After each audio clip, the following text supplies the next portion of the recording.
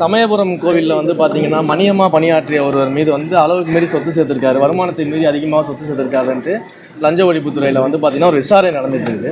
So அந்த விசாரணை நேர்மையாக நடைபெற்று அதில் ஏதாச்சும் குற்றங்கள் இருக்கா அப்படின்னு கண்டுபிடிக்கிறதுக்காக நிர்வாக ரீதியிலாக நடவடிக்கை எடுத்திருக்கோம். இப்போதைக்கு சஸ்பென்ஷன் பண்ணியிருக்கிறோம். விசாரணையின் முடிவில் ஏதாவது குற்றச்சாட்டு நிரூபிக்கப்பட்டால் நிச்சயமாக மேற்படி நடவடிக்கைகள் எடுக்கப்படும்.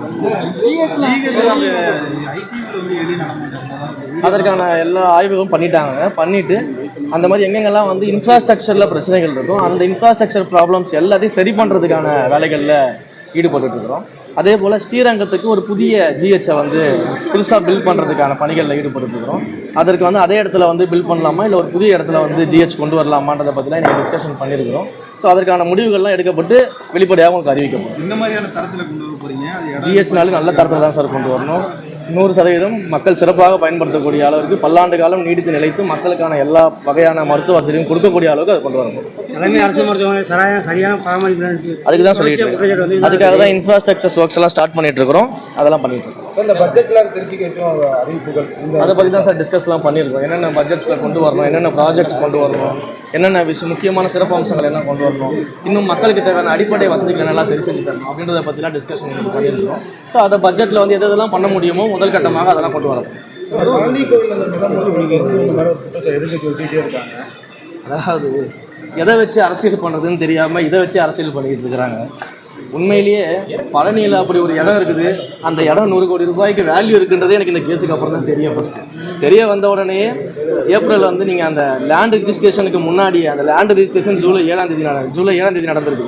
ஆனால் ஜூன் 30 அதுக்கு எதிர்த்து அப்பீல் போனது ஹெச்ஆர்என்சிலேருந்து தான் அப்பீல் போயிருக்கிறோம். அதே போல் அந்த அப்பீலில் தான் திரும்ப அந்த லேண்டை வந்து நம்ம வந்து கோர்ட்டில் வந்து ஆர்டர் வாங்கி நம்ம மீட்டிருக்கிறோம். அதே போல் சிபிசிஐடி வழக்கை நான் தான் முதலமைச்சர்கிட்ட சொல்லி இதை உடனடியாக சிபிசிஐடி வழக்காக மாற்றி விசாரிக்க வேண்டும். இதை விசாரித்து உண்மையான குற்றவாளிகள் யாராக இருந்தாலும் நிச்சயமாக தண்டிக்கப்படணும்னு சொல்லி கேட்ட உடனே மாண்புமிகு முதலமைச்சர் அவர்கள் வழக்கை சிபிசிஐடிக்கு மாற்றி சிபிசிஐடியில் ப்ரீலிமினரி விசாரணையெல்லாம் நடந்துகிட்டு இருக்குது. அதற்கான அறிக்கையும் அவங்க விரைவில் தாக்கல் பண்ணுவாங்க. குற்றவாளிகள் யாராக இருந்தாலும் நிச்சயமாக தண்டிக்கப்படும். இது வந்து அரசியல் நோக்கத்தோடு என்ன பண்ணிட்டு இருக்காங்கன்னா என் மேலே பழிய போட்டுட்டு இருக்காங்க. என்னுடைய உறவினர் வந்து செஞ்சுட்டாங்க, நான் தான் இதுக்குள்ளே இருக்கிறேன், எனக்கு தெரிஞ்ச எனக்கு அப்படி ஒரு லேண்ட் இருக்கிறது இந்த கேஸுக்கு அப்புறம் தான் தெரியும் ஃபஸ்ட்டு. அண்டு வந்து இது அவங்க அரசியலுக்காக ரெகுலராக பண்ணுறது தான். ஏன்னா எதை வச்சு அரசியல் பண்ணுறதுன்னு தெரியாதவங்க எதை கிடைச்சாலும் அரசியல் பண்ணுவாங்க. ஸோ அந்த அரசியல் வேலைகள்லாம் பண்ணிகிட்டு இருக்கிறாங்க.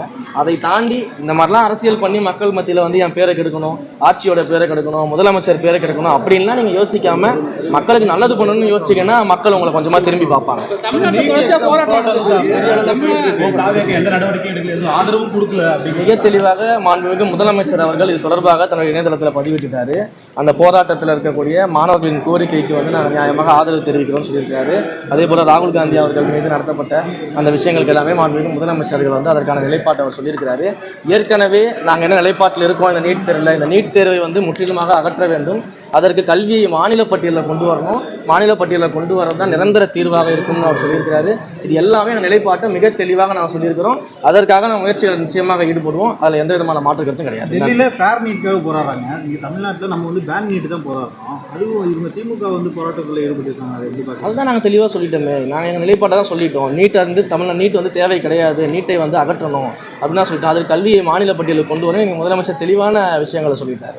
அதை தாண்டி வந்து தமிழ்நாட்டில் பொறுத்த வரைக்கும் வந்து மாணவர்களுடைய அந்த நோக்கத்தை நம்ம உண்மையிலே மதிக்கிறோம், மாணவர்களுடைய அந்த போராட்டத்தை நம்ம உண்மையிலே நம்ம மதிக்கிறோம். பட் சில பேர் இதுக்குள்ளே புகுந்து முதலமைச்சருக்கு எதிராக, முதல்வருக்கு எதிராக இதை வந்து திருப்பணுன்ற முயற்சிகளை ஈடுபட்டாங்கன்னா அதையெல்லாம் அரசாங்கம் வந்து எப்படி ஹேண்டில் பண்ணுமோ அப்படி ஹேண்டில் பண்ணுவோம். நன்றி. அதெல்லாம் முதலமைச்சர் சொல்லுவார்.